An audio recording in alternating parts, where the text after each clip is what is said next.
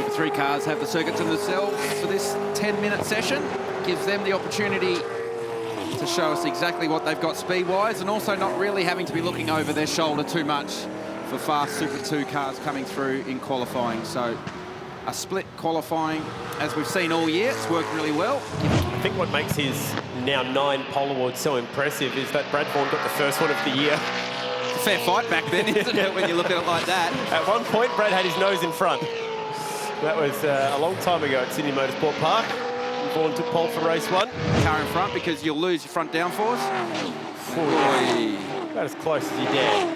Born in 2005, Kai Allen, so we wouldn't even know what an AU Falcon was. He nearly had it done and dusted by then. Yeah. Oh, we're talking about the Gomersall car. 13. What is it with turn 13, man? That was as wild as we've seen. The clock is ticking. We've got 9.5 minutes left to find a pole award. Matt Charter wasn't doing that. So you can see Charter's actually out wide. No, actually, I think he just had a moment warming the tyre up. Okay.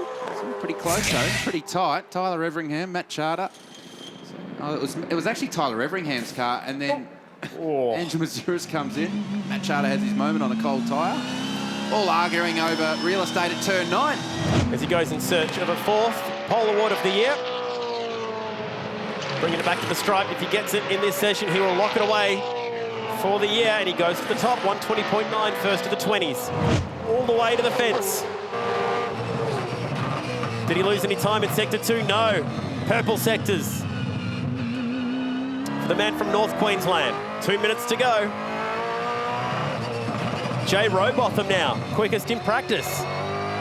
Sets the quickest first sector for Image Racing, a race winner at Sydney earlier in the year.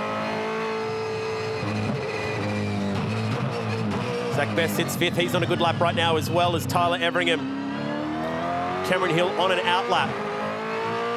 So then, what's the lap time for Fraser? 20.3, qualifying lap record to the championship leader.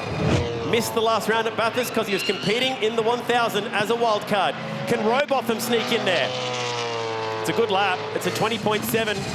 That'll ruin this lap and the next. So Boulder wide and hurt himself twice. That's the result. A 21.3 jumps up to 6th. We'll push again here. Intensity rising. As the clock ticks down, Charter now goes to 6th. Fraser to double dip here. 47.5 to the second sector.